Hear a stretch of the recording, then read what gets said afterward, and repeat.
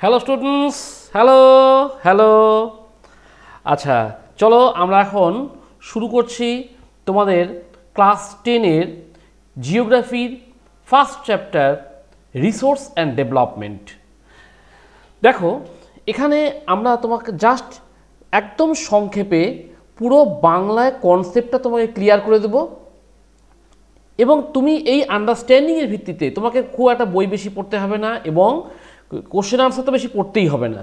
যদি কনসেপ্টটাকে ক্লিয়ার রাখো, দেখবে তোমরা যে কোনো কোশ্চেন লিখতে পারবে। তার কারণটা কি, জিওগ্রাফি হচ্ছে এমনই একটা জায়গা যেখানে কিনা তোমার এই কনসেপশনটা বেশি দরকার। সে কারণেই আমি ট্রাই করছি যে তোমাদের যাতে তোমাদের মাদার ল্যাঙ্গুয়েজে কনসেপ্ট ক্লিয়ার থাকলে পরে তোমরা খুব সহজেই লিখতে পারবে। তো আমরা এখন এই চ্যাপ্টারটা রিসোর্স অ্যান্ড ডেভেলপমেন্ট, এটা কিন্তু একটা ইম্পর্টেন্ট চ্যাপ্টার, আমরা স্টার্ট করছি। একটা জিনিস অবশ্যই আমি বলবো যে তোমরা প্রচুর আমার এগুলো দেখছো আর কি, আমি চ্যানেলে যেগুলো ছাড়ছি আর কি ইউটিউবে, তো তোমরা কিন্তু সাবস্ক্রাইব করছো না। দেখো, অ্যাকচুয়ালি একটু সাবস্ক্রাইব করলে আমার একটু এনার্জি বাড়ে, বুঝতেই পারছো আর কি। তো সে কারণে তোমরা একটু চ্যানেলটিকে সাবস্ক্রাইব করবে, লাইক করবে বা শেয়ার করবে। তাহলে কথা না বাড়িয়ে আমরা শুরু করছি রিসোর্স অ্যান্ড ডেভেলপমেন্ট। ফার্স্ট যে বিষয়টা আসছে, আমি চ্যাপ্টারের টাইটেলেই কিন্তু পড়ে আছি, হোয়াট ইজ রিসোর্স। দেখো, রিসোর্স এই শব্দটা কিন্তু মানে বেশ একটু বড় সড়ো শব্দ আর কি। ব্যাপারটা হচ্ছে যে রিসোর্স শব্দ যখন আসছি, যে anything which can satisfy our present need, that is resource. রিসোর্সের সঙ্গে আর একটা শব্দ আসছে ডেভেলপমেন্ট। ডেভেলপমেন্টটা কি? ডেভেলপমেন্ট মানে হচ্ছে improvement of one's own position towards better position. তো আমি জাস্ট চ্যাপ্টারের টাইটেলটা নিয়ে ডিসকাশন করছিলাম। চলো এখন চ্যাপ্টারের ভেতরে ঢুকি। দেখো, প্রথমে বলছে হোয়াট ইজ রিসোর্স। আমি একটু আগে স্টার্টিংয়ে যেটা বলছিলাম যে এই রিসোর্সটা নিয়ে আমাদের পড়তে গেলে সবার আগে যেটা জানতে হবে সেটা হচ্ছে যে হোয়াট ইজ রিসোর্স। এইটাকে না জানলে কিন্তু আমাদের হবে না। তো রিসোর্স কি বলছে? Everything available in our environment. দেখো, এনভায়রনমেন্টের মধ্যে আছে which can be used to satisfy our needs. এর সঙ্গে তো কোনো কন্ডিশন দিচ্ছে। কি condition? Provided it is technologically accessible, economically feasible and culturally acceptable. এই তিনটা যখন ম্যাচ করবে তখন তাকে আমরা বলবো রিসোর্স। তাহলে কী বললাম? টেকনোলজিক্যালি অ্যাক্সেসেবল, ইকোনমিক্যালি ফিয়াসেবল আর কালচারালি অ্যাকসেপ্টেবল। এই তিনটা হলে পরে আমাদের রিসোর্স হবে। কোনটা? যেটা আমরা এনভায়রনমেন্ট থেকে পাচ্ছি এবং যেটা আমাদের প্রেজেন্ট নিডকে স্যাটিসফাই করবে। এই যেমন ধরো এক্সাম্পল, গোল্ড, আয়রন, ওয়াটার, এই সমস্ত সব কিছু আমরা পাচ্ছি। এই রিসোর্সেসগুলো কিন্তু আমরা নেচার থেকে ফ্রি পাই, free gift of the nature. So resources আর ফাংশন অফ হিউম্যান অ্যাক্টিভিটিস। এই রিসোর্সগুলো কিন্তু আমাদের অ্যাক্টিভিটিসের মাধ্যমে জেনারেট হচ্ছে। দেখো, এই যে গোল্ডই বলো কি আয়রন বলো, এগুলো কিন্তু এরকম ফর্মে আমরা যেটা ইউজ করছি এভাবে থাকে না। আমরা ডিফারেন্ট অ্যাক্টিভিটিস করছি করে কিন্তু কারেন্ট ফর্মে নিয়ে আসছি। এই human being themselves are essential components of resource. মানে হিউম্যান বিং যদি এগুলোকে ডেভেলপ না করে তাহলে এটা কিন্তু আমরা এভাবে ইউজ করতে পারবো। সেখানে এই হিউম্যান বিংকে বলা হচ্ছে essential component. They transform material available in our environment into resources and use them. তার মানে আমরা এই রিসোর্সেসগুলোকে প্রপার ওয়েতে ট্রান্সফর্ম করছি, তারপরেই কিন্তু আমরা ইউজ করতে পারছি। তাহলে প্রথম যে শব্দটা আসলো রিসোর্স, হোয়াট ইজ রিসোর্স? দেখো, everything available in our environment. First, এটাকে যেটা আমাদের নিডটাকে স্যাটিসফাই করছে, কিন্তু সব নিড তো স্যাটিসফাই করবে না। এবার টার্মস অ্যান্ড কন্ডিশন থাকছে কি কি? Provided it is technologically accessible, economically feasible and culturally acceptable. এইটা হচ্ছে রিসোর্স। এই রিসোর্সটা আমরা নেচার থেকে পাচ্ছি, ন্যাচারাল গিফট, এবং এটা হিউম্যান বিং তার অ্যাক্টিভিটিসের মাধ্যম দিয়ে কিন্তু এটাকে আমরা প্রপার ওয়েতে ইউজ করার পর্যায়ে আসছি। যেমন ধরো একটা গোল্ড বল কাউকে দেওয়া হলো, কি করবে? কিছু করতে পারবে না। কিন্তু একটা Goldsmith, he can use it very efficiently. Similarly একটা আয়রন রড কি করতে পারবে? কিছু করতে পারবে না। কিন্তু একজন যে লোহার কাজকর্ম করে সে সেটাকে অনেক কিছু করে ফেলতে পারবে। সে কারণে হিউম্যান বিং যখন তার এফোর্টটা প্রোভাইড করছে তখন কিন্তু অ্যাকচুয়াল রিসোর্সটা তৈরি হচ্ছে।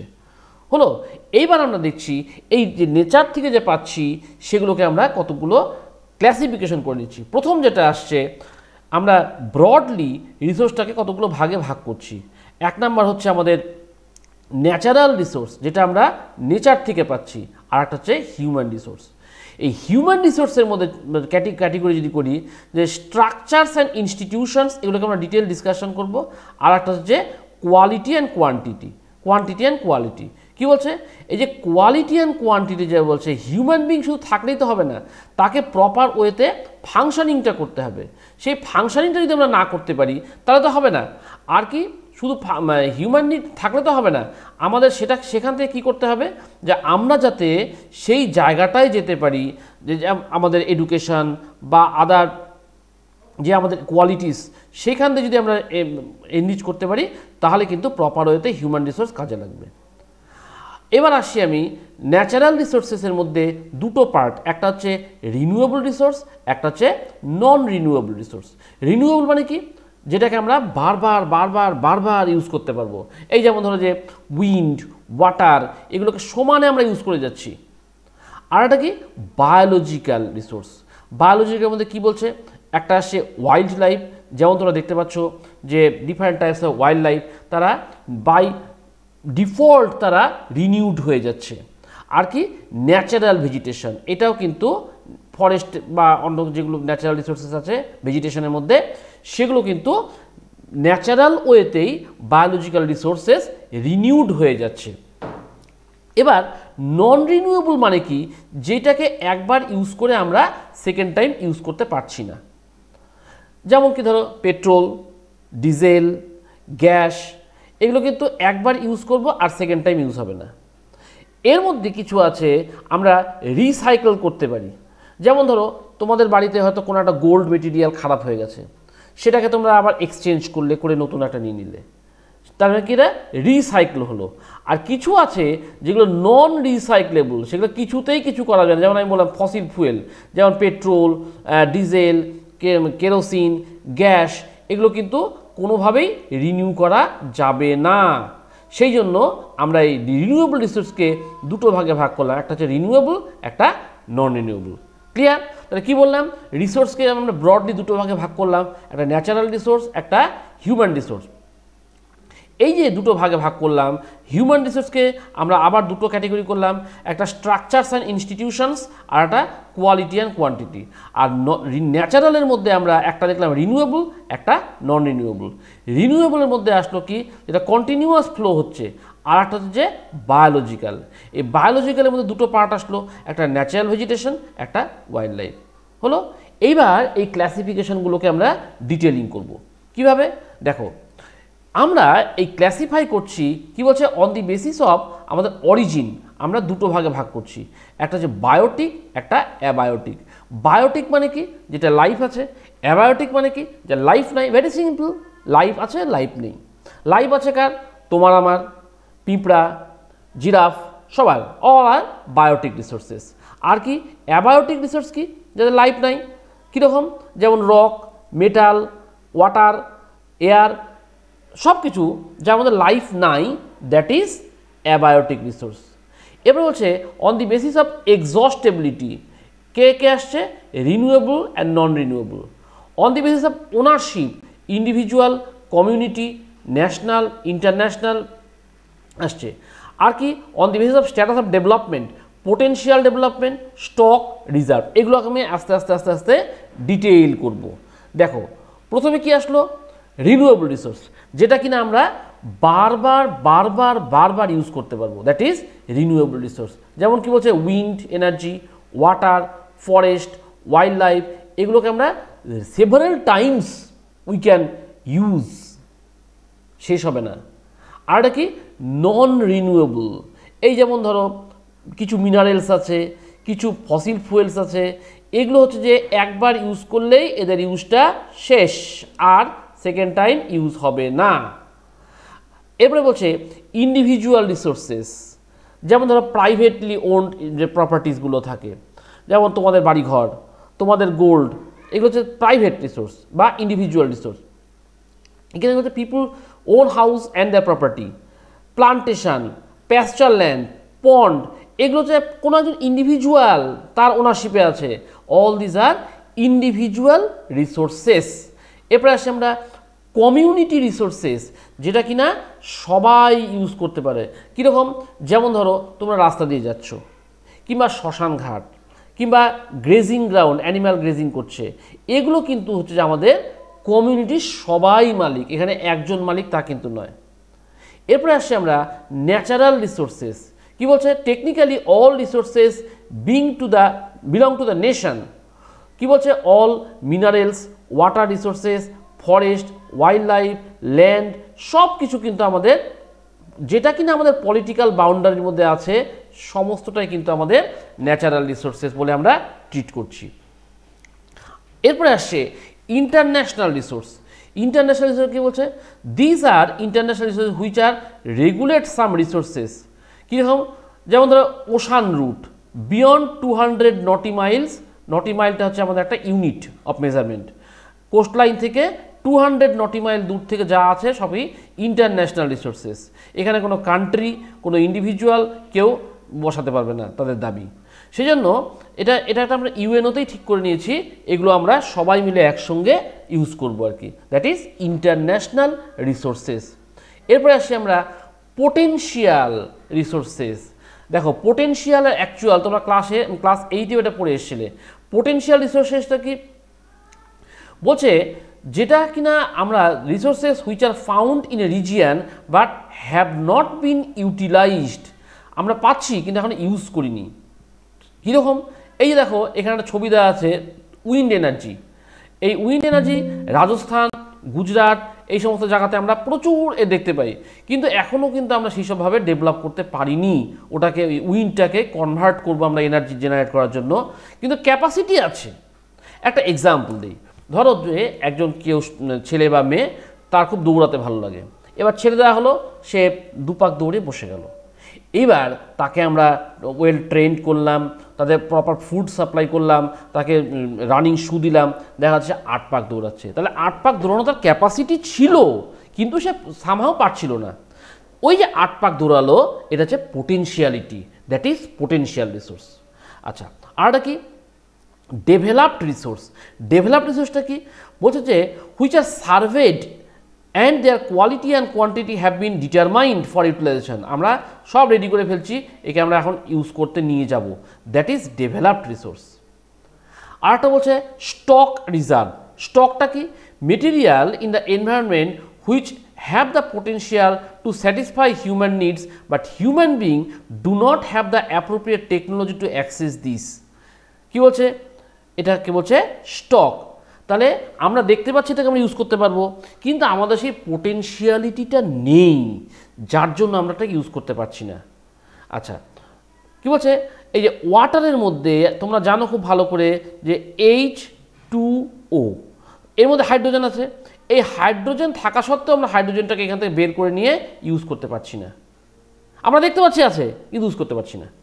That is stock. কি বলছে দেখো? এই water is compound of 2 gases, hydrogen and oxygen. But hydrogen can be used as a rich source of energy, but we do not have advanced technology বা technical know-how to use this purpose. সেই জন্য এটাকে বলা হচ্ছে stock. হয়তো কোনো না কোনো দিন আমরা এটাকে বের করতে পারি, তখন আমরা ইউজ করব। হলো? এবার দেখো আসছে রিজার্ভ। আর একটা বললাম রিজার্ভ, স্টক আর রিজার্ভ। রিজার্ভটা কি বলছে? This are the subsets of stocks বা স্টকের subset which can be put into use with the help of existing technical know how but their use has not been started. দেখো একটা example দিই।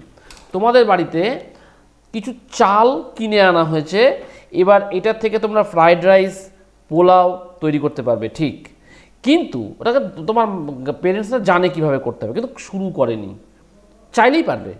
That is reserve. তার মানে কি? যে আমরা যে সমস্ত আমাদের যে অ্যাভেলেবল টেকনোলজি আছে, সেই অ্যাভেলেবল টেকনোলজি দিয়ে আমরা সেই রিসোর্সটাকে ইউজ করতে পারবো, কিন্তু এখনও কোনো দরকার হয়নি বা আছে অন্যভাবে, আমরা সেটা ইউজ করছি না। That is reserve. যেমন ধরো যে the water in the dam, forest, এগুলো আমরা যখন তখন ইউজ করতে পারি, কিন্তু করছি না, লাগছে না জন্য করছি না, দ্যাট ইজ রিজার্ভ। তাহলে স্টক আর রিজার্ভ পার্থক্যটা ভালো করে বোঝো।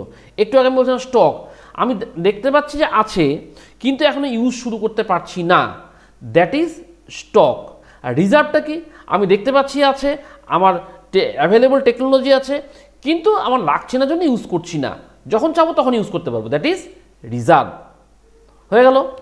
এইবার কি বলছে, problems related to resource development. কি কি প্রবলেম দেখো, depletion of resources for satisfying the grid of few individuals, যাতে কিছু লোক নষ্ট না করে ফেলে সেটাকে আমাকে এনশিওর করতে হবে। তা কি বলছে, accumulation of resources in few hands which in turn divide into society two segments, haves and have nots বা রিচ আর পোর। কী বলছে, কিছু লোকের হাতে সমস্ত রিসোর্স কনফাইন্ড হয়ে গেল আর রেস্ট অফ দি পিপুল তারা পাচ্ছে না, তাহলে কিন্তু রিসোর্স ডেভেলপমেন্ট হবে না। আর কি বলছে, indiscriminate exploitation of resources, indiscriminate exploitation of resources has lead to a global ecological crisis. কীরকম, গ্লোবাল ওয়ার্মিং হচ্ছে, ওজোন লেয়ার ডিপ্লিশন হচ্ছে, এনভায়রনমেন্টাল পলিউশন হচ্ছে, এগুলো কিন্তু আমরা দেখতে পাচ্ছি, ল্যান্ড ডিগ্রেডেশন হচ্ছে। তাহলে আমরা ইনডিসক্রিমিনেট ইউজ করছি, এটা কী করে প্রোটেকশন দেব? ভেরি সিম্পল, পিপলের অ্যাওয়ারনেস রেজ করতে হবে, তাহলেই হয়ে যাবে, আর কিছু না। তো সেই জন্যে এই ইনডিসক্রিমিনেট এক্সপ্লয়টেশন অফ রিসোর্সেস এটাকে কিন্তু আটকাতে হবে, তা না হলে কিন্তু হবে না। হলো?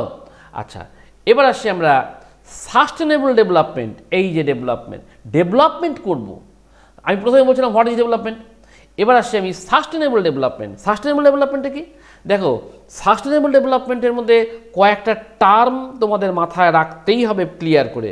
এক নাম্বার, আমরা এনভায়রনমেন্টকে ড্যামেজ করব না, আমাদের যা প্রেজেন্ট নিড যেন ফিউচার নিডকেও আমরা এনশিওর রাখতে পারি, এইগুলোকে সেভ করতে হবে। কি বলছে, sustainable economic development means development should take place without damaging the environment and the development in the present should not compromise with the needs of the future generation.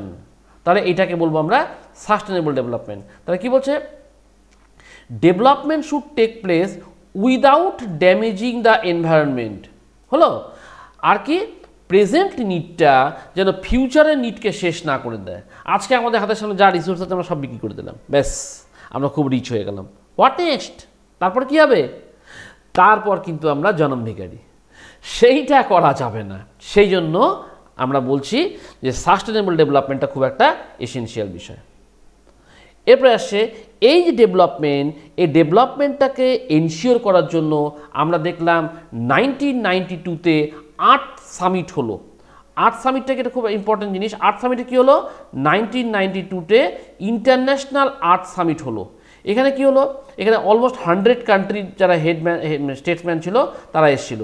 এখানে তারা কতগুলো প্রিন্সিপালস অ্যাডপ্ট করলো, যেটাকে বলা হচ্ছে এজেন্ডা 21। এই যে এখানে লিখছি আমি এজেন্ডা 21, এটাকে এনশিওর করো। এখানে কি এজেন্ডা জিনিসটা কি? ভেরি সিম্পল, এজেন্ডা 21 হচ্ছে যে 21 ডুজ অ্যান্ড ডোন্টস, অর্থাৎ যে সমস্ত কান্ট্রি আজকে এসছে বা আসেনি সকলকেই এগুলো মেনে চলতে হবে, তাহলে আমাদের এনভায়রনমেন্টটা ঠিক থাকবে, তা নাহলে কিন্তু মুশকিল আছে। তো এইটাকে বলা হচ্ছে আমাদের এজেন্ডা 21। অর্থাৎ এক কথায় মনে রাখবে যে আমাদের আর্থকে সেফ রাখার জন্য আমরা কতগুলো রেজলিউশন করেছিলাম। তো যে কান্ট্রি এসছে বা আসেনি প্রত্যেককেই এটাকে মেনে চলতে হবে। এইটাকে আমরা বলছি এজেন্ডা 21, যেটা কিনা ব্রাজিলের রিও ডি জেনেরিও শহরে কন্ডাক্ট হয়েছিল। বুঝছে? আচ্ছা, এরপরে আমরা আসছি হচ্ছে যে রিসোর্স প্ল্যানিং। এই যে এত রিসোর্সেস আমাদের কাছে, এই রিসোর্সেসগুলোকে আমরা প্রপার যদি প্ল্যানিং না করি তাহলে কিন্তু মুশকিল আছে। যেমন ধরো কেউ একটা বাড়ি করবে, তার কাছে ছোট্ট একটু জায়গা, সেই জায়গার মধ্যে সে কী করছে, এইখানে হবে বেডরুম, এইখানে হবে কিচেন, এইখানে হবে টয়লেট, এখানে হবে ডাইনিং রুম, এখানে হবে ঠাকুরঘর, এরকম সব প্ল্যানিং করছে। সেরকম আমাদের কাছে যে রিসোর্সেসগুলো আছে সেগুলো যদি আমরা প্রপার ওয়েতে প্ল্যানিংটা না করতে পারি তাহলে কিন্তু মুশকিল আছে। কারণ আমাদের রিসোর্স তো লিমিটেড, নেচার প্রোভাইড করছে অবভিয়াসলি, সেই জন্য এটা কিন্তু ঠিক দেখতে হবে। কী বলছে, identification and inventory of resources across the region of the country. আমাদের প্রথমে কি করতে হবে, আইডেন্টিফাই করতে হবে যে কোথায় রিসোর্স আছে, ইনভেন্টারি অফ রিসোর্সেস, এই রিসোর্স কী কাজে লাগতে পারে, কি করে করব, বলছে ইনভলভস সার্ভেইং, ম্যাপিং, আমরা সার্ভে করছি, ম্যাপ করছি, এর কোয়ালিটি এবং কোয়ান্টিটি এস্টিমেট করছি এবং মেজারমেন্ট করে রেখে দিলাম। কোথায় কোথায় কত পরিমাণ রিসোর্স আছে সেটা সার্ভে করে, ম্যাপ করে, তার কোয়ালিটি কোয়ান্টিটি জাজ করে আমরা রেখে দিলাম। হলো সেকেন্ড স্টেপ কি, সেকেন্ড স্টেপে বলা হচ্ছে যে involving a planning structure endowed with appropriate technology, skill and industrial set up implementing the resource development plan. তাহলে কি বলছে, আমরা একটা প্ল্যান স্ট্রাকচার তৈরি করব এমন করে আমাদের যে অ্যাভেলেবল টেকনোলজি আছে, যা স্কিল আছে আর ইনস্টিটিউশনাল সেট আপ যেগুলো আছে তার রেসপেক্টে যেন আমরা রিসোর্সটাকে প্রপারলি ইউজ করতে পারি। আর কি বলছে, matching the resource development plan with the overall national development plan. তাহলে আমরা যে রিসোর্সগুলো অ্যাভেলেবল আছে সেই রিসোর্সের রেসপেক্টে আমরা দেখব, শুধুমাত্র তুললেই তো হবে না, আমাদের ন্যাশনাল ডেভেলপমেন্ট প্ল্যানটা কি আছে সেটাকে মাথায় রাখতে লাগবে। রেখে নিয়ে তারপরে কিন্তু আমরা দেখব যে এই যে প্রপার রিসোর্সগুলো আমরা যে তুললে যে রিসোর্সটাকে ইউজ করব, সেই ইউজটা যেন এমন হয় আমাদের ন্যাশনাল ডেভেলপমেন্ট প্ল্যান যেটা আছে তার সঙ্গে যেন ম্যাচ করে, না হলে কিন্তু আবার মুশকিল হয়ে যাবে। হলো এইবার বলছে কনজারভেশন অফ রিসোর্সেস। আমরা তো রিসোর্স পাচ্ছি, রিসোর্স ইউজ করছি, প্ল্যানিং করছি, অনেক কিছু, কিন্তু এখানে একটা বড় ফ্যাক্টর, এই যে এক্স ফ্যাক্টর, সেই বড় ফ্যাক্টরটা হচ্ছে যে কনজারভেশন অফ রিসোর্সেস। কনজারভেশন মানেটা কি, কনজারভেশন মানে হচ্ছে কনজারভেশন ইজ আ প্র্যাকটিস কিসের, of carrying for this resources so all living things can benefit from them now and in future. তাহলে কী বলছে, from them now and in future, এটা মাথায় রাখতে লাগবে। আমরা এমন করে রিসোর্স ইউজ করব যাতে কিনা এখনও না লাভ পাবো, আবার ফিউচারেও যেন সবাই লাভ পায় সেটাকে এনশিওর করতে হবে। All these things we need to have to survey, such as food, water, air, shelter, কোথায় কেমন আছে, নেচার থেকে কী পাচ্ছি। Some other resources like small plants can be replaced quickly after they are used. তো এই ধরনের আমাদের প্ল্যানিংগুলো করতে হবে, তাহলে রিসোর্সটা প্রপারলি কনজার্ভ হবে, নাহলে কিন্তু হবে না। কেন, রিসোর্স বলছে this are vital for any development. আমরা যত যাই করি না কেন, ডেভেলপমেন্টাল অ্যাক্টিভিটি এনশিওর হবে যদি আমাদের হাতে অ্যাপ্রোপ্রিয়েটলি রিসোর্স অ্যাভেলেবল থাকে। But internal consumption and over utilisation resources may lead to socio economic and environmental problem. এগুলো কিন্তু প্রবলেম নিয়ে আসবে। To overcome this problem, resource conservation at various level is important. বিভিন্ন লেভেলে আমাদের রিসোর্সটাকে কনজার্ভ করতেই হবে, তা নাহলে কিন্তু হবে না। একদম গ্রাসরুট লেভেল থেকে আমরা যদি দেখি যে বিভিন্ন রুরাল এরিয়াতে বা গোটা ভারতবর্ষে যেখানে ছড়িয়ে ছিটিয়ে আছে রিসোর্সেসগুলো, সেগুলো যদি অ্যাপ্রোপ্রিয়েটলি আমরা ঠিকঠাক না ইউজ করতে পারি, আমরা যদি ঠিকঠাক না কনজার্ভ করতে পারি, তাহলে কিন্তু খুব বিপদ আছে আমাদের। সেই কারণে রিসোর্স কনজারভেশনটা কিন্তু ভেরি ভেরি ভেরি এসেনশিয়াল হচ্ছে। এবার বলছে why should you conserve are resources.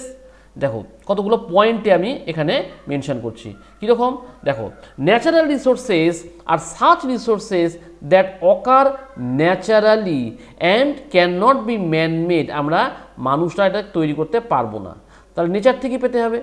তাহলে হচ্ছে natural resources are utilised by human for various purposes with a few modification. আমরা কিছু মডিফাইড করছি, করে ইউজ করছি। যেমন কিনা একটু আগে তোমাদেরকে বললাম যে গোল্ড বা আয়রন যেগুলো আমরা ইউজ করছি, আমরা নেচার থেকে যেভাবে পাচ্ছি সেই ফর্মটাকে একটু চেঞ্জ করে নিয়ে আমরা ইউজ করি।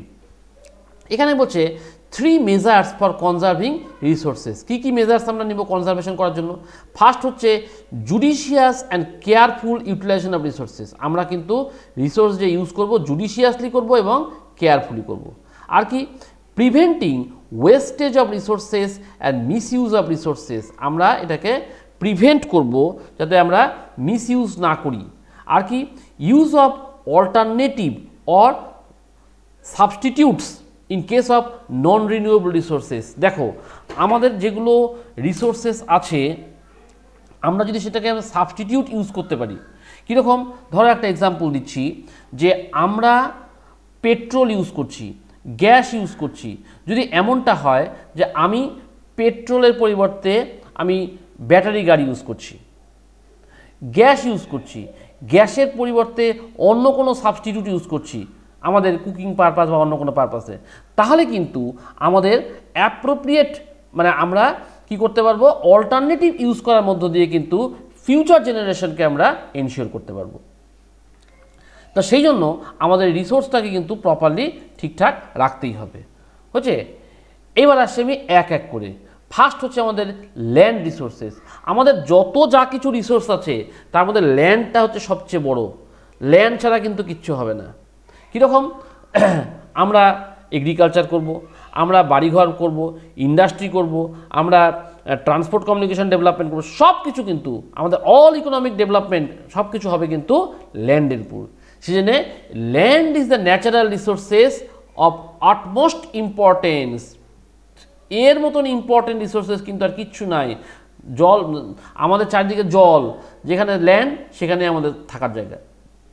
সেই জন্য এই যে কী বলছে, এই ন্যাচারাল যে রিসোর্সটা আছে কি করছে, ন্যাচারাল ভেজিটেশনকে সাপোর্ট দিচ্ছে, ওয়াইল্ড লাইফকে সাপোর্ট দিচ্ছে, হিউম্যান লাইফকে সাপোর্ট দিচ্ছে, ইকোনমিক অ্যাক্টিভিটিসকে সাপোর্ট দিচ্ছে, ট্রান্সপোর্ট কমিউনিকেশন সিস্টেমকে সাপোর্ট দিচ্ছে, সব কিছু সাপোর্ট দিয়ে বেড়াচ্ছে।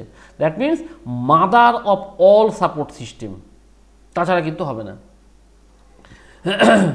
এবার এই যে আমাদের কাছে ইন্ডিয়াতে যে রিসোর্সেসগুলো আছে অ্যাভেলেবল, আমরা দেখতে পাই আমাদের যে রিলিফ ফিচারটা, রিলিফ ফিচারের মধ্যে কি, হোয়াট ইজ রিলিফ ফিচার?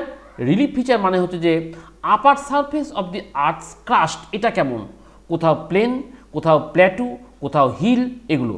তো আমাদের যে টোটাল অ্যাভেলেবল ল্যান্ড রিসোর্সেস আছে, এই দেখো 43% এটা হচ্ছে আমাদের প্লেন ল্যান্ড, 27% হচ্ছে প্ল্যাটুস, আর 30% হচ্ছে হিল বা মাউন্টেন। তাহলে দেখো এই যে এই দুটোকে মানে এইটাকে পুরোপুরি বাদ, এবার এইটার অনেকটা অংশ চলবে, আর এইটা হচ্ছে সবটা। তাহলে এই দুটো নিয়ে কিন্তু আমাদের মেইন কারবারটা। তাহলে এই যে রিসোর্সেস আছে এর মধ্যে এইটা দিয়েই কিন্তু আমাদের যা কিছু করার করতে হবে। আবার মাথায় রেখো এর মধ্যে কিন্তু আবার অনেক কিছু আছে, যেমন ধরো আমাদের এর মধ্যে রিভার আছে, বিভিন্ন ওয়াটার বডিজ আছে, বিভিন্ন ইকোলজিক্যাল অ্যাসপেক্টস আছে, সব কিছু নিয়ে কিন্তু চলছে আর কি। সেই জন্য আমাদের যে ল্যান্ড রিসোর্সেস আছে সেগুলোকে আমরা প্রপারলি যেন ইউজ করি, এটাকে মাথায় রাখতে হবে। এবার হচ্ছে এই যে ল্যান্ডটা আমাদের প্রপারলি ইউটিলাইজ করতে হবে। তো ল্যান্ড ইউটিলাইজেশন কীভাবে করব? দেখো ল্যান্ড ইউটিলাইজেশনের মধ্যে আমাদের কতগুলো ভাগ করে নিচ্ছি। প্রথম যে আমরা দেখছি হচ্ছে ফরেস্টের জন্য আমরা প্রচুর পরিমাণে ল্যান্ড ইউজ করছি। As per international convention every country must have to preserve minimum 33% land for forest purpose. আমরা কিন্তু করছি না সবাই, হলো। আচ্ছা, তারপরে কী বলছে, land not available for cultivation. তার মধ্যে কী কী আসছে, barren and waste land put to non agricultural uses. দেখো এগ্রিকালচারে বিশাল পরিমাণ ল্যান্ড ইউজ হচ্ছে, আর নন এগ্রিকালচারাল ইউজ বলতে কী বোঝাচ্ছে, দেখো এই যে বিল্ডিং, রোড, ফ্যাক্টরিজ, হাউসেস সব কিছু কিন্তু চলে আসছে। তারপরে কী হচ্ছে, আদার আনকাল্টিভেটেড ল্যান্ড, এর মধ্যে কী হচ্ছে, ইনক্লুডিং ফ্যালো ল্যান্ড। দেখো এখানে দুটো শব্দ বলি, ফ্যালো ল্যান্ড আর ওয়েস্ট ল্যান্ড। ব্যাপারটা কি, একটু কনসেপ্টটা পরিষ্কার রাখো। ফ্যালো ল্যান্ড মানে হচ্ছে যেই ল্যান্ডটা একবার ইউজ করলাম, তারপর 2-3 বছর পর হয়তো আবার ইউজ করতে পারছি, হ্যাঁ। আর ওয়েস্ট ল্যান্ডটা কি, যেটাকে আমরা কোনোভাবেই কোনোদিনও এগ্রিকালচার পারপাস ইউজ করতে পারবো না। সেই জন্য আমাদের এই আদার আনকাল্টিভেটেড ল্যান্ডের মধ্যে যেটা বলছে এক্সক্লুডিং ফ্যালো ল্যান্ড, আর এটা কি পার্মানেন্ট প্যাস্চার অ্যান্ড গ্রেজিং। এখানে কি বলছে, দেখো এটা হচ্ছে যে আমাদের অ্যানিম্যাল রেয়ারিং করতে হবে, সে কারণে আমাদের কিছু প্যাস্চার ল্যান্ড এবং গ্রেজিং ল্যান্ড রাখতে হচ্ছে। এবার হচ্ছে ফ্যালো ল্যান্ড, একটু আগে বললাম হোয়াট ইজ ফ্যালো ল্যান্ড। এবার দেখো এই ফ্যালো ল্যান্ডের মধ্যে বলছে কারেন্ট ফ্যালো মানে কি, left without cultivation for 1 or less than 1 agriculture year, মানে 1 বছর বা তার একটু কম ফেলে দিয়ে রেখে দিয়ে আবার চাষ করতে পারবো। আর কি আদার দেন কারেন্ট ফ্যালো ল্যান্ড, মানে কি এটাকে 1 থেকে 5 বছর পর্যন্ত রেখে তারপরে চাষ করতে হবে। এবার আরেকটা টার্ম তোমাদেরকে বলি, net sown area. What is net sown area? Net শোন মানে হচ্ছে যে area the physical extent of land on which the crops are শোন। তাহলে কি হচ্ছে harvest it is known as, আচ্ছা আর কি গ্রস ক্রপড এরিয়া। কি হচ্ছে area sown more than once in agriculture area. দেখো নেট শোন এরিয়া আর গ্রস ক্রপড এরিয়া দুটো কনসেপ্টকে ক্লিয়ার রাখো। ধরো অ্যাকচুয়ালি আমার কাছে 5 একর্স অফ ল্যান্ড আছে। আচ্ছা এই 5 একরের মধ্যে আমি কি করি 5 কুইন্টাল প্যাডি আমি পাচ্ছি। এবার আমি সিঙ্গল এগ্রিকালচারাল ইয়ারে আমি 3 বার ইউজ করলাম, করে আমি 15 কুইন্টাল আমি প্যাডি পেলাম। তাহলে কি হলো, আমার অ্যাকচুয়ালি অ্যাভেলেবল ল্যান্ড কিন্তু 5 একর, তাই তো?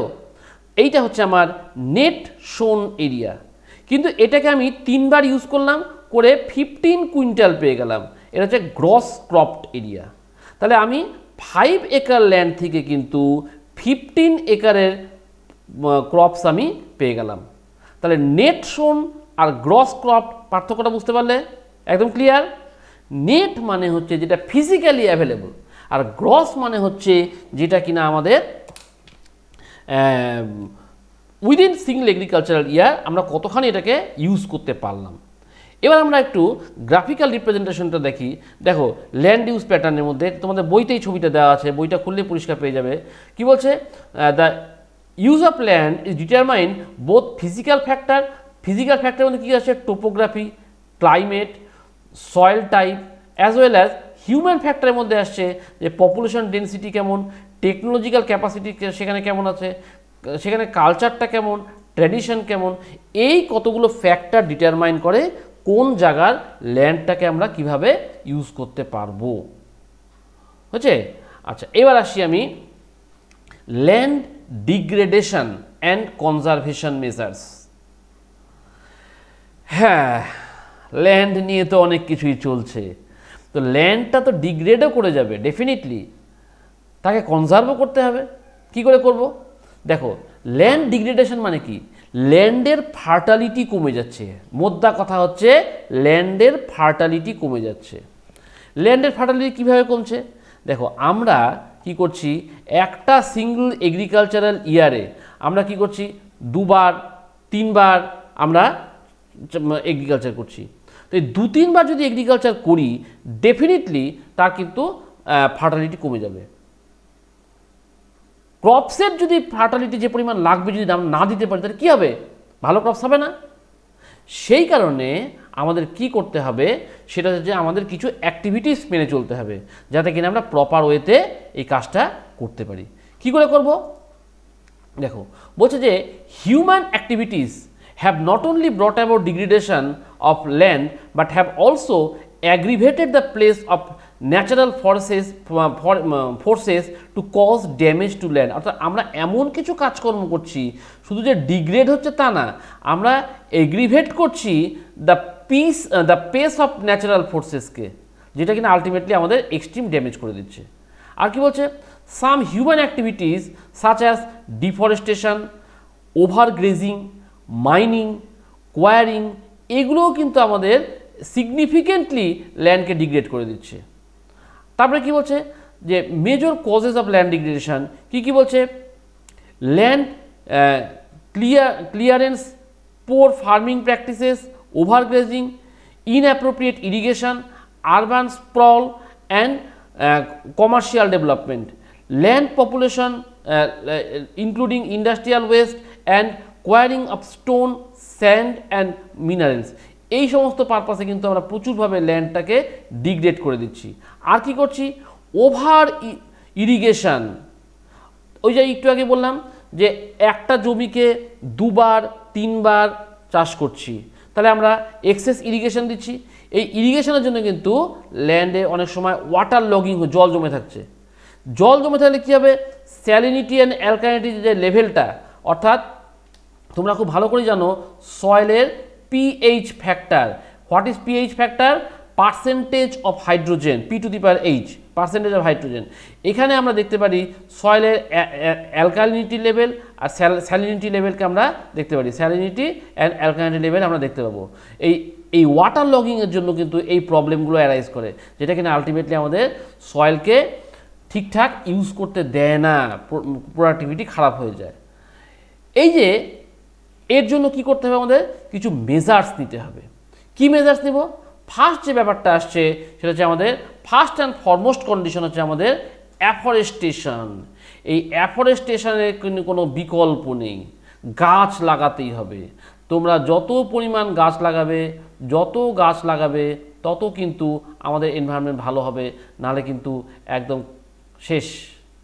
তারপরে কি বলছে, প্রপার ম্যানেজমেন্ট অফ গ্রেজিং, অর্থাৎ অ্যানিম্যালকে যেখানে সেখানে যেভাবে খুশি গ্রেজিং করতে দেওয়া যাবে না, নির্দিষ্ট ওয়েতে তাদের করাতে লাগবে। আর কি, planting of shelter belts of plants, control on over grazing. তারপরে কি বলছে, stabilization of sand dunes by growing thorny bushes are some of the measures to check the degradation. এইগুলো ভাবে আমরা এটাকে চেক করতে পারবো। তারপরে কি বলছে, proper management of wasteland, control of mining activities, proper discharge of disposal of industrial effluents and waste after treatment can reduce the land and water degradation in কোথায়, in industrial and suburban areas, suburban। তাহলে এই যে industrial area আর শহরের বাইরের যে এলাকাগুলো, এখানে যদি আমরা ঠিকঠাক করে ওই যে ওয়েস্ট যেগুলো আছে সেই ওয়েস্টগুলো যদি ঠিকঠাক করে না, ইন্ডাস্ট্রিয়াল এফ্লুয়েন্স যেগুলো আছে, ইন্ডাস্ট্রিয়াল ওয়েস্ট বা আদার ওয়েস্ট মেটেরিয়াল যেগুলো আছে, প্রপার ট্রিটমেন্ট করে যদি না ফেলি, তাহলে কিন্তু ল্যান্ড নষ্ট হবেই, কিচ্ছু করার নাই, আমাদের কিচ্ছু করতে পারবো না। তাহলে কি করতে হবে, নিডসটা কি আছে, it requires for future generation, ল্যান্ডটাকে ফিউচারে রাখতে হবে, protecting our food and water supply, purifying our air, providing wild life habitat and strengthening our communities. এইগুলোর মাধ্যম দিয়ে কিন্তু আমরা ঠিকঠাক, মানে এই সমস্তর জন্য কিন্তু আমাদের ল্যান্ডটাকে ঠিক রাখতেই হবে। তো কি করে ল্যান্ডটা ঠিক রাখবো? যদি আমরা ভাবি সয়েলটাকে রিসোর্স যদি ভাবি, তাহলে আমরা তার জন্য অনেক কিছু চেষ্টা করব। তাহলে সয়েলটাকে রিসোর্স কেন বলছি? Soil is the most important renewable natural resources. It is the medium of plant growth and support different types of living organism on the earth, including আমরা।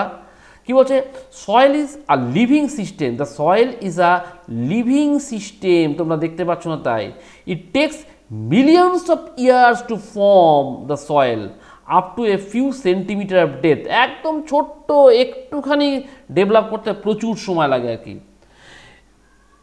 কোন কোন ফ্যাক্টর সয়েলকে ডেভেলপমেন্ট করাচ্ছে? ফার্স্ট হচ্ছে রিলিফ ফিচার, তারপরে কি parent rock বা যেটাকে bed rock বলি, সেখানকার ক্লাইমেট, সেখানকার ভেজিটেশন আর আদার কিছু ফর্মস অফ লাইফস থাকে বিভিন্ন টাইমে। এই ফ্যাক্টরগুলোকে আমাদেরকে সয়েল ফর্মেশন করতে হেল্প করছে। তাহলে এই যে আমরা একটা সয়েল প্রোফাইল এখানে আমরা দেখাচ্ছি, সয়েল প্রোফাইলটা প্রথমে কি বলছে, টপ সয়েল। দেখো মেইন কিন্তু এগ্রিকালচারটা আমাদের এই সমস্ত জায়গাতেই হচ্ছে। তোমরা মনে রাখবে যে কোনো জায়গাতে 6 ইঞ্চিস থেকে 1 ফিট এর মধ্যে কিন্তু মেন রুট জোনটা আমাদের থাকে। তো সেই জন্য এই টপ সয়েলটা যদি ভালো থাকে, ডেফিনেটলি এগ্রিকালচার ভালো হবে। তারপরে কি হচ্ছে, সাব সয়েল, হ্যাঁ, weathered rock, sand and silt clay যে যা আছে সব এর মধ্যে থাকছে আর কি। তারপরে কি ওয়েদার্ড পেরেন্ট রক মেটেরিয়াল থাকে, আর কি আনওয়েদার্ড পেরেন্ট রক থাকবে। এই সবগুলো মিলিয়ে তোমরা এই সয়েল প্রোফাইলটাকে দেখতে পাচ্ছ। এবার আমরা আসছি, এই যে সয়েল প্রোফাইল দেখলাম, এই রেসপেক্টে সয়েলকে কিছু ক্লাসিফাই করব। মানে ইন্ডিয়াতে যে সয়েলগুলো পাওয়া যায়, different colours, different types, different features, এগুলোকে নিয়ে আমরা এখন আলোচনা করব। দেখো, এই যে on the basis of the factors of responsibility, soil ফরমেশনের কালার ডিটারমাইন করবে, এর থিকনেস ডিটারমাইন করবে, এর টেক্সচার ডিটারমাইন করবে, এর এজ ডিটারমাইন করবে, কেমিক্যাল কম্পোজিশন, ফিজিক্যাল প্রপার্টিস সব কিছু ডিপেন্ড করবে এই যে ফ্যাক্টরসগুলো বললাম তার ভিত্তিতে। এবার আমরা দেখব যে কোন কোন এরিয়ায় কী ধরনের সয়েল আছে, তার কাজকর্ম কি কি করছে। ফার্স্ট অ্যান্ড ফরমোস্ট হচ্ছে আমাদের এই অ্যালুভিয়াল সয়েল, যেখানে তোমরা আছো। হ্যাঁ, এই কোনখানে কোন এরিয়ায় আমরা পাচ্ছি এটাকে, সে কি করছে, এভাবে কি বলে, this have been deposited by 3 important Himalayan river system, অর্থাৎ ইন্দাস, গঙ্গা অ্যান্ড ব্রহ্মপুত্রা। এই 3টা রিভার সিস্টেম দিয়ে আমাদের অ্যালুভিয়াল সয়েলটা ডেভেলপমেন্ট হচ্ছে। এটা কোথা থেকে পাচ্ছি আমরা, এক্সটেনশন কতখানি, extend in Rajasthan and Gujarat through আর ন্যাচারাল করিডোর। এটাকে পাচ্ছি আমরা কোথায়, ডেল্টাস অফ মহানদী, গোদাবরী, কৃষ্ণা, কাবেরী, সবখান থেকে আমরা পেয়ে যাচ্ছি। তারপরে কি বলছে, according to the age alluvial soil can be classified দুটো ভাগে, একটা হচ্ছে বাঙ্গার, একটা khadar. What is bangar, what is khadar? দেখো, বাঙ্গার মিনস ওল্ড অ্যালুভিয়াল আর খাদার মিনস নিউ অ্যালুভিয়াল। তোমাদের মনে প্রশ্ন আসছে, আরে ভাই এই আবার অ্যালুভিয়াল সয়েলের মধ্যে আবার ওল্ড নিউ আমরা কেমন করে বুঝবো? দেখো, ভেরি সিম্পল জিনিস। যেসব জায়গাতে অ্যালুভিয়াল সয়েল আছে সেই সব জায়গাতে তোমাদের দেখতে পাবে কিছু কিছু জায়গায় সয়েল রিচার্জ হচ্ছে না, মানে এভরি সাকসেসিভ রেনি সিজনে যে সিল্টেশন হলো দ্যাট ইজ রিচার্জ হলো, আর যেটা রিচার্জ হচ্ছে না দ্যাট ইজ ওল্ড, আর যেটা এভরি সাকসেসিভ রেনি সিজনে রিচার্জ হচ্ছে that is new. Very simple জিনিস। তাহলে what is bangar, what is khadar, that means old আর নিউ জিনিসটা কি আমি বললাম। আচ্ছা, এবার আসছি আমরা তোমার হচ্ছে যে অ্যালুভিয়াল সয়েলের কিছু ফিচার্স দেখতে পাচ্ছি। অ্যালুভিয়াল সয়েল হচ্ছে দারুণ, very very very fertile, all types of crops A allow করছে। তারপরে কি বলছে, বলছে mostly this soil's contain adequate proportion of potash, phosphoric acid and lime. এই 3টা জিনিসকে আমরা পাচ্ছি।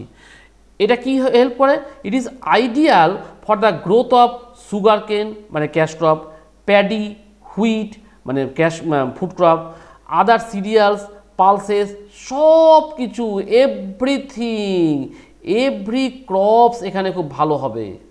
হলো? আচ্ছা, তারপরে কি বলছে, এর যেহেতু হাই ফার্টিলিটি আছে, ফলে যেই অঞ্চল দিয়ে এইটা সয়েলটা আছে এখানে কাল্টিভেশন খুব ভালো হয়। কাল্টিভেশন ভালো হলেই এখানে ডেন্সলি পপুলেশন আসবেই, এবং এইখানে যখনই আসবে এখানে কি বলছে, soil in the dryer areas R more alkaline and can be productive after proper treatment and irrigation. মানে ড্রাই এরিয়াতেও আমি বলছিলাম যে রাজস্থান ওই সব দিকেও যে ওখানেও অ্যালুভিয়াল সয়েল আছে, ড্রাই এরিয়া, এখানে অ্যালকালিনিটি বেশি থাকে, কিন্তু আমরা প্রপার ট্রিটমেন্ট করি এবং ঠিকঠাক ইরিগেশন দেই, এখানেও কিন্তু সুন্দর ক্রপস আমরা তৈরি করতে পারবো। আচ্ছা, এবার আসছি আমি অন্য আর একটাতে, এটা হচ্ছে ব্ল্যাক সয়েল। ব্ল্যাক সয়েল এটাকে আমরা রেগুড সয়েলও বলছি। এটা কি, এটা যে আইডিয়াল ফর গ্রোয়িং কটন, সেই জন্য এটাকে বলা হয় ব্ল্যাক কটন সয়েল। যেহেতু সবচেয়ে ভালো কটন তৈরি করছে black cotton soil. They cover the plateau of Maharashtra, Saurashtra, Malwa, Madhya Pradesh, Chhattisgarh, তারপরে কি extended in south eastern direction, অর্থাৎ গোদাবরী, কৃষ্ণা ভ্যালিতেও এটাকে আমরা দেখতে পাচ্ছি। তাহলে দেখো, কটন সয়েল, এই দেখো এখানে একটা জিনিস দেখো, ফিচার্স দেখো, একদম ক্র্যাক করে ভূত হয়ে গেছে, প্রচণ্ড পরিমাণে ক্র্যাক হয়ে যায় আর কি ব্ল্যাক সয়েলে। এগুলো নিয়ে আমরা ডিটেল আসছি। কি বলছে এখানে, তাহলে কিছু ফিচার্স দেখতে পাচ্ছি কি, black soil made up of extremely fine clay material. এখানে কি মেটেরিয়াল থাকছে, clay material. They are well known for their capacity to hold moisture, অর্থাৎ আমাদের অ্যালুভিয়াল সয়েলে যেমন কোনো সময় ড্রাই হয়ে যায়, এ কিন্তু পারমানেন্ট প্রপারলি ড্রাই হবে না, এর ময়েশ্চার হোল্ড করে থাকবেই। আর কি, দে আর রিচ ইন নিউট্রিয়েন্টস, কি কি, calcium carbonate, magnesium, potash, lime, এই ধরনের কেমিক্যাল কম্পোজিশন আমরা এখানে দেখতে পাচ্ছি। আর কি, this soil are generally poor in phosphoric content, সে কারণেই এই ক্র্যাক ক্রিয়েট করছে হট ওয়েদারে। তাহলে অনেক সময় প্রশ্ন হয়, হোয়াই ব্ল্যাক সয়েল ক্র্যাকস, উত্তরটা কী হচ্ছে due to lack of phosphoric acid, থাকছে না জন্য এটা এরকম করে ক্র্যাক করে যাচ্ছে। হলো? আচ্ছা, এরপরে আসছি আমরা রেড সয়েল। এই যে why red soil is red, very simple, the presence of iron, very simple জিনিস। এবার আসে এই যে রেড অ্যান্ড ইয়েলো সয়েল। এই রেড সয়েলটাই যখন হাইড্রেটেড হয়ে যায় তখন সেটা ইয়েলো কালার চলে আসে। তাহলে কি বলছে, এবার রেড সয়েলটা কোথায় ডেভেলপমেন্ট হচ্ছে? Red soil develops on crystalline igneous rock in the areas of low rainfall in the কোথায় eastern and southern parts of Deccan plateau. অর্থাৎ এই যে ইন্ডিয়া, এই ইন্ডিয়ার এই যে একদম ডেকান প্ল্যাটু রিজিয়ানটা দেখো, এই ডেকান প্ল্যাটু রিজিয়ানের যে ইস্টার্ন অ্যান্ড সাউদার্ন পার্ট, অর্থাৎ এই যে এই অঞ্চলটা আর এই অঞ্চলটা, এইখান দিয়ে হচ্ছে আমাদের রেড সয়েলটা পাচ্ছি। কি বলছে, আর yellow and red soil are also found কোথায় কোথায়? এই Orissa, Chhattisgarh, southern parts of the middle Ganga plain and along with the piedmont zone of the western ghat, এখান দিয়েও না পাচ্ছি। আর কি, this soil develops a reddish colour, কেন? Diffusion of iron in crystalline and metamorphic rock, সেই কারণে এটা কিন্তু লাল, একটু আগে যেটা বললাম। It looks yellow when it occurs in hydrated form, এটা কিন্তু অনেক সময় এমসিকিউ এর জন্য আসে, এটা ভালো করে মনে রাখবে, এমসিকিউ এর জন্য। এই যে রেড সয়েলটা কখন ইয়েলো হয়, মনে রাখবে যখন এটা হাইড্রেটেড ফর্মে চলে আসে তখন সেটা হয়ে যাচ্ছে ইয়েলো। হলো? এরপরে আসছি আমরা ল্যাটেরাইট সয়েল। এই যে ল্যাটেরাইট সয়েলটা বলছি, এই ল্যাটেরাইট কি হচ্ছে, এটা হচ্ছে ল্যাটিন ওয়ার্ড ল্যাটার, এখান থেকে আসছে, তার মানে কি ব্রিক, ইট। The laterite soil develops under tropical and subtropical climate with alternate wet and dry season. তাহলে দেখো কতগুলো সব ফ্যাক্টর দিল, শর্ত। Tropical and subtropical climate with alternate, ঘুরিয়ে ফিরে আসবে, alternate wet and dry season. কী বলছে, lateritic soil are mostly deep to very deep and acidic. এটা কোথায়, এখানে কী হচ্ছে, হিউমাস থাকে না, জেনারেলি হিউমাস পুর, তার মানে ভালো ফার্টিলিটি হচ্ছে না, তার মানে এগ্রিকালচার ভালো হবে না, ধরে নিচ্ছি আর কি। দে আর prone to erosion and degradation due to their position on the landscape, এরা prone to erosion, খুব তাড়াতাড়ি ইরোশন হয়, অ্যান্ড ডিগ্রেডেশন হয়। আমি একটু আগে যেটা বললাম, তাহলে এগ্রিকালচার ভালো হবে না। In the hilly areas of Karnataka, Kerala, Tamil Nadu এই সয়েলটা আমরা দেখি, কিন্তু এখানে কতগুলো জিনিস খুব ভালো হয়, যেমন কিনা টি, যেমন কিনা কফি। তোমরা যদি ওয়েস্টার্ন ঘাটে যা, কী বলছে, তোমরা সাউথে যখন যাবা, এই যে মুন্নার প্রচুর চা বাগান, all these are formed in laterite soil. Red soil in Tamil Nadu, Andhra Pradesh and Kerala R more suitable for the crops like কেশুনাট, খুব দামি। হলো? এখানে কিন্তু এগুলো তৈরি হচ্ছে। আচ্ছা, এরপরে আসছি আমরা অ্যারিড সয়েল। অ্যারিড, বুঝতেই পারছো, অ্যারিড রিজিয়ান। আচ্ছা, তাহলে এখানে বলছে arid soil range from red to brown in colour, রেডও হতে পারে, ব্রাউনও হতে পারে, হালকা রেডও হতে পারে। They are generally sandy in texture and saline in nature. দেখো দুটো শব্দ বললো, sandy in texture and saline in nature. বলছে due to dry climate, high temperature, evaporation is faster and soil lacks humus and moisture. Rajasthan, বুঝতে পারছো তো, দেখো সয়েলের অবস্থাটা কি, একদম শেষ অবস্থা, কিচ্ছু নেই। আচ্ছা, কি বলছে, দ্য কাঙ্কার লেয়ার, মানে কাঁকর, kankar layer formation in the bottom horizon restrict the infiltration of water, জল ঢুকতে দিচ্ছে না। After proper irrigation this soil become cultivable as has been in the case of western Rajasthan. রাজস্থানের কিছু কিছু ওয়েস্টার্ন পার্টে কিছু কিছু জায়গাতে আমরা দেখছি যে এগ্রিকালচার এখানে হচ্ছে। হলো? এটা গেল অ্যারিড সয়েল। তাহলে আমি এতক্ষণ অ্যালুভিয়াল সয়েল বললাম, রেড সয়েল বললাম, ব্ল্যাক সয়েল বললাম, অ্যারিড সয়েল বললাম, ক্লিয়ার? এবার আসছি আমি ফরেস্ট সয়েল। সেটা আবার কি? দেখো, ফরেস্ট মানে বুঝতে পারছো যেখানে মাউন্টেনিয়াস বা হিলি রিজিয়ান হবে সেটাকে আমরা বলছি ফরেস্ট সয়েল। অবভিয়াসলি কি হচ্ছে, this soil are found in the hilly and mountainous area. সেখানে কি হয়, where sufficient rain forests are available. প্রচুর বৃষ্টি হচ্ছে, ন্যাচারালি এখানে ফরেস্ট অ্যাভেলেবল হবেই।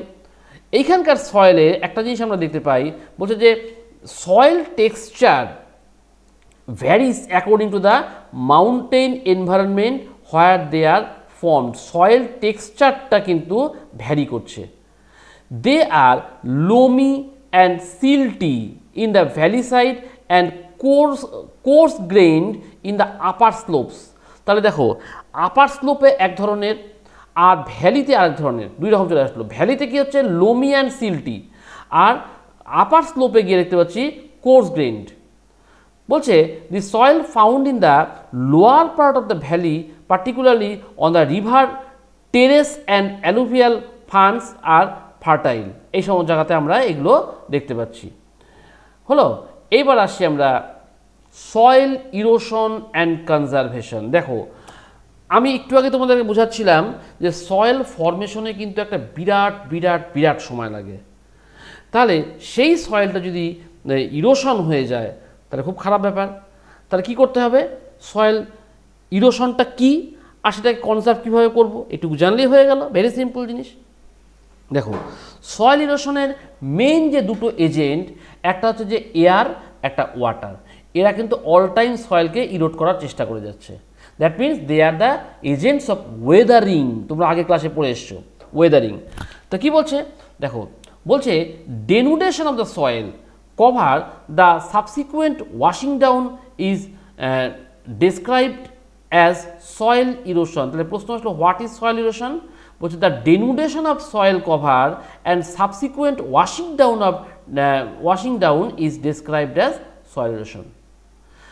এই যে প্রসেসটা, দি processes of soil erosion, soil formation and erosion go on simultaneously and generally there is a balance between these two. তাহলে কি বলছে, এক জায়গায় ইরোশন হবে আর এক জায়গায় গিয়ে ডিপোজিশন হবে, খুব স্বাভাবিক। তাহলে সাইমultaneously চলছে, কোনো এক জায়গায় সয়েল ইরোশন হয়ে চলে যাচ্ছে, সে যায় আরেক জায়গায় ডিপোজিট করে দিচ্ছে। এবার এই যে সয়েল ইরোশন হচ্ছে, হোয়াট ইজ দ্য রিজন? তাহলে আমরা এখন কজেসটাকে ফাইন্ড আউট করি। What are the causes of soil erosion? দেখো, আমরা ন্যাচারাল ওয়েতেও হচ্ছে, আমরাও করছি, কিচ্ছু নাই। হিউম্যান অ্যাক্টিভিটিস কি কি? Deforestation, overgrazing, construction, mining, unplanned construction, এই সমস্ত কিন্তু আমরা করে যাচ্ছি। These are responsible for soil erosion. আর ন্যাচারাল ওয়েতে কী হচ্ছে? উইন্ড, গ্লেসিয়ার, ওয়াটার, এগুলো তো করবেই ন্যাচারাল ওয়েতে। হিউম্যান অ্যাক্টিভিটিসই বেশি, তাহলে আমাদের কিন্তু আটকাতে হবে। কি করে আটকাবো? তার আগে বলি ইম্প্যাক্টটা কী আসছে। ইম্প্যাক্ট হচ্ছে, ডেফিনেটলি তোমরা খুব ভালো করেই জানো যে যখন সয়েল ইরোশন হবে তাহলে এগ্রিকালচারটা ভালো হবে না, তার ফার্টালিটি কমে যাবে। এটা ভেরি ভেরি কমন, এটা কমন সেন্স থেকে বলা যায়, এটা পড়তে হয় না আর কি, তাই না? আচ্ছা, কি বলছে? Definitely reduce the ability of the soil to store water and nutrients. খুব কমন জিনিস যে আমরা ওয়াটারটাকে রেস্টোর করতে পারবো না, নিউট্রিয়েন্টস রাখতে পারবো না, খুব কমন জিনিস। তারপর কি বলছে যে exposure of subsoil which often has come physical and chemical properties. তাহলে সয়েলটা যখন বের হয়ে নিচেরটা যখন সামনের দিকে চলে আসবে, তখন আমরা কি দেখব যে এর মধ্যে যে ফিজিক্যাল অ্যান্ড কেমিক্যাল প্রপার্টিসগুলো আছে, এগুলো কিন্তু আমরা এক্সপোজ হয়ে যাচ্ছে। তারপর কি হচ্ছে higher rate of run off, যদি জল স্পিডে চলতে থাকে। আচ্ছা, seeding water and nutrients otherwise uses for crop growth, এগুলো কিন্তু আমাদের ক্রপ আছে। বলছে loss of newly planted crops, এটা কিন্তু যত সয়েল ইরোশন হবে, নতুন যে গাছগুলো লাগানো হচ্ছে এটা কিন্তু একদম নষ্ট হয়ে যাবে। আর কি বলছে deposits of soil in low lying areas, এই যে ডিপোজিট অফ সিল্ট, অর্থাৎ এইখানে ইরোশন হলো হয়ে লো লাইং এরিয়া যেখানে থাকবে সেখানে কিন্তু সে ডিপোজিশন হতে থাকবে। তার ফলে এখানেও কিন্তু আলটিমেটলি ফসলটা ভালো হবে না। এই যে ইরোশনটা হচ্ছে, এই ইরোশনটা আমরা মেনলি দুটো টাইপের ইরোশন দেখতে পাচ্ছি। কি কি? একটা হচ্ছে গালি ইরোশন, একটা হচ্ছে শিট ইরোশন। গালি ইরোশনটা কি? The running water cuts through the clay soil and makes deep channels as gullies. The land become unfit for cultivation and is known as bad land. তাহলে কি বলছে দেখো, তোমাদের একটা এক্সাম্পল দিয়ে বুঝাই এই শীট আর গালি। ধরো একদম নিজের মতন করে বোঝো, বিছানার চাদর পাতা আছে, একটা কোণা থেকে টানলে সুন্দরভাবে চাদরটা চলে এলো। এবার তুমি একটা বড় ফিল্ডের দিকে তাকাও, বৃষ্টি পড়ছে, আস্তে আস্তে আস্তে গোটা মাঠটা জলে ভরে গেল, আস্তে করে কাদার লেয়ার একটা চলে যাচ্ছে, ওই যেমন বিছানা চাদরটা টানলে ওরকম করে আর কি। That is sheet erosion. আর একটা হচ্ছে যে ধরো আগের দিন রাত্রে ট্রাকে করে এসে কিছু বালি ফেলে দিয়ে চলে গেল, এবার সেই বালিটা রাত্রিবেলা বৃষ্টি হচ্ছে, বালিটা তো they are not compact in nature, naturally কী হচ্ছে ওই বালির মধ্যে দিয়ে জলটা স্পিডে আসার জন্য একটা ড্রেন মতন ক্রিয়েট করে নিল, ড্রেন ক্রিয়েট করে জলটা বেরিয়ে চলে যাচ্ছে। দ্যাট ইজ গালি ইরোশন, চ্যানেল ক্রিয়েট করে নিল। বুঝতে পারলে তো? তাহলে কী বলছে দেখো, গালি ইরোশন মানে হচ্ছে যে running water cuts through the clay soil and makes a deep channel, যেটা আমি এখনই বললাম, ড্রেন করে নিল। আর শিট ইরোশনটা কি? Sometimes water flow as a sheet over a large areas down the slope. হলো, এইটাকে বলছে শিট ইরোশন। পরিষ্কার? এরপরে বলছে এই যে ইরোশন হচ্ছে এগুলোকে আমরা কিছু মেজার্স নিব যার মাধ্যমে আমরা কন্ট্রোল করতে পারবো। কি মেজার্স নিব? Ways to control erosion. প্রথম যেটা বলছে use land according to its capability. ল্যান্ডটাকে যেরকম আছে তার ক্যাপাবিলিটি সেভাবে আমাদের ইউজ করতে হবে। আর কি? Protect the soil surface with some form of cover. সয়েলটাকে কভার করবো, কীরকম? গ্র্যাসি কভার করে দাও, তাহলে হয়ে গেল, আর কিছু নেই। Control run of before it develop into an erosive force, মানে উপর থেকে ধরো জল নামছে, এত স্পিডে নামছে, সে তো ইরোশন করবেই, তাহলে এটাকে এমন করে দাও ঢালুর মতন করে দাও, তাহলে এর কিন্তু স্পিডটা কমে যাবে। তারপরে কী বলছে? অ্যাফরেস্টেশন করতে পারবো, রোটেশন অফ ক্রপ করতে পারবো, টেরেস ফার্মিং করতে পারবো, বিল্ডিং ড্যাম চেক করতে পারবো, তারপরে কি শেল্টার বেড বানাতে পারবো, এমব্যাঙ্কমেন্ট বানাতে পারবো, মাঝে মধ্যে বন মহোৎসব করে আমরা এগ্রিকালচার আমরা প্রচুর পরিমাণে গাছ লাগানোর ব্যবস্থা করতে পারবো। এগুলো করে কিন্তু আমরা সয়েল ইরোশনটাকে কন্ট্রোল করতে পারবো। একটা জিনিস মনে রাখবে, মেইনলি হিলি এরিয়া মানে পাহাড়ি এলাকাতে কিন্তু এটা খুব বেশি দরকার আর কি। এই যে টেরেস ফার্মিংটা কি? রাউন্ড করে গাছগুলোকে এমন করে লাগানো হবে যাতে কিনা গোটাটা এমন টপটা কভার করে যাবে যাতে ডাইরেক্ট ওয়াটারটা হিট করতে না পারে সয়েলের মধ্যে, তাহলে কিন্তু কোনো সমস্যা থাকবে না। তারপরে কি? Rotation of crops. তোমরা ধান লাগালে, ধানের পর হয়তো পাট লাগালে, পাটের পর হয়তো আলু পটল লাগালে, তারপরে আবার ধান নিয়ে আসলে, করতে পারি। অ্যাফরেস্টেশনটা তোমরা সবাই জানো, একে নতুন করে বলার কিছু নেই। শেল্টার বেল্ট, হিলি এরিয়াতে তোমরা পাহাড়ের থেকে জলটা নামছে সমানে, এবার আমি স্টেপ করে দিলাম, স্টেপ করে দেওয়ার ফলে ওইখান থেকে আস্তে আস্তে জলটা নামতে শুরু করলো, ন্যাচারালি কোনো সমস্যা থাকবে না। এমব্যাঙ্কমেন্টকে বাঁধ তৈরি করে দেবো, বাঁধ তৈরি করে দিলে জলটা আটকে থাকবে, তারপরে আবার আস্তে করে নামবে। এইরকম করে আমরা জলের স্পিডটাকে, ফ্লোটাকে কিন্তু কমিয়ে দিতে পারি, তাহলে কিন্তু সয়েল ইরোশনটা অনেকটা রিডিউস করে দেবে। এইবার বলছে এই যে আমরা সয়েল ইরোশন কন্ট্রোল মেজার্স নিয়ে বলছে ploughing along with control lines, একটু আগে যেটা বললাম, হ্যাঁ, গোল করে আমরা down the slope, this is called control ploughing. এই করে কিন্তু আমরা সহজেই সয়েল ইরোশনটাকে আটকাতে পারি। Steps can be cut out on the slopes making terrace, অর্থাৎ সিঁড়ির মতন করে দিই। ধরো একটা জায়গা, এখানে একটা এই স্লোপটা ছিল, তো এই স্লোপটাকে আমি একটা সিঁড়ির ঢাল করে দিলাম, তারপরে আটটু সিঁড়ির ঢাল করে দিলাম, তারপরে আটটু সিঁড়ির ঢাল করে দিলাম। তারপরে কী হচ্ছে, ও যদি ডাইরেক্টলি এখান দিয়ে নামতো তাহলে কী স্পিডটা হতো, আর এখান থেকে এখানে আসলো, এখান থেকে এখানে আসলো, এখান থেকে এখানে আসলো, তাহলে কিন্তু স্পিডটা কমে গেল। তাহলে কী হবে, ও কিন্তু এতটা পরিমাণ ক্ষতি করতে পারবে না। তারপরে কী বলছে, large field can be divided into strips Virat field আছে, এটাকে আমরা কতগুলো ভাগে ভাগ করে দিলাম, ভাগ করে দিয়ে চাষবাস করছি। তাহলে কী হবে, এখানে গ্রাসি কভারটা বেশি হতে পারে। তাহলে কী হবে, গ্রাসি কভার যদি বেশি হয় তাহলে, বা এখানে কিছু গাছ লাগিয়ে দিলাম, গাছ দিয়ে ভাগ করে দিলাম, তাহলে কী হবে, উইন্ডের যে ফোর্সটা সেটা কিন্তু আটকে গেল, তারপরে সে কিন্তু সহজে আর ব্রেক করতে পারবে না। তারপরে হচ্ছে planting lines of trees to create shelters also work in the similar way. অর্থাৎ পরপর সারি দিয়ে কিছু গাছ লাগিয়ে দিলাম, পরপর সারি দিয়ে কিছু গাছ লাগিয়ে দিলাম, তাহলে এ কিন্তু প্রিভেন্ট করে দিল। তারপরে কি বলছে, এইভাবে সিগনিফিকেন্টলি আমরা কিন্তু এটাকে আটকাতে পারি।